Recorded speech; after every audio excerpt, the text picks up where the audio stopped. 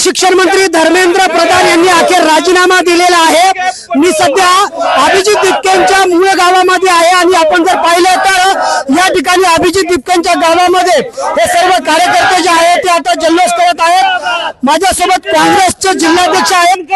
साहेब, आपण सातत्याने पाहत होतोय की आपण हे आंदोलन केलेलं होतं। आज अभिजित दिपकेंच्या या आंदोलनाला मोठं यश मिळालेलं आहे। काँग्रेस देखील मोठ्या ताकदीने उतरलेली होती। अभिजित दिपकेंचे गावकरी म्हणून काय प्रतिक्रिया आहे?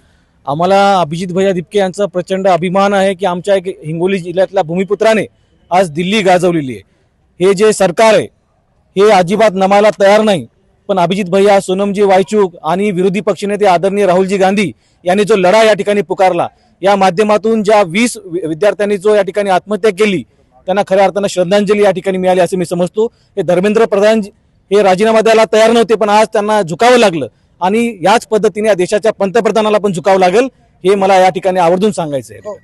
2014 पासून सातत्यानं मंत्री असलेल्या धर्मेंद्र प्रधानांनी राजीनामा दिलेला आहे। हिंगोलीकर म्हणून अभिजित दिपकेंच्या आंदोलनावरती काय प्रतिक्रिया आहे? दिल्लीचे तख्त राखतो मराठा माझा, महाराष्ट्र माझा। आज असं म्हणेन मी, दिल्लीच्या हे बेमान जनता पार्टी झुकवतो हिंगोली जिल्हा माझा। कारण पाहिला असेल अभिजित दिपके हा हिंगोली जिल्ह्याचा भूमिपुत्र आहे आणि त्याचा आम्हाला सार्थ अभिमान आहे। आज त्यांनी पाहिला असेल, पण यांनी खूप लेट केलेला आहे। खरं तर पाहिला असेल आज जवळपास 21 आमच्या मुलांना या ठिकाणी बळी गेलेला आहे। या ठिकाणी पाहिला असेल जंतर मंतर तुम्ही परिस्थिती पाहिली असेल, आज महाराष्ट्राला पावडत नाही। आज तुम्ही पाहिले तिथे लाठीचार्ज केला, त्या लाठ्या कशा वापरल्यात निश्चित पावडत नाही। म्हणून मी या ठिकाणी सांगतो तुम्हाला, हा तुमचा धर्मेंद्र प्रधान राजीनामा दिला आहे, पण आम्ही याच्यावर शांत बसणार नाही। हे तुम्हाला अभिजित दिपके साहेब याच्यावर शांत बसणार नाहीत।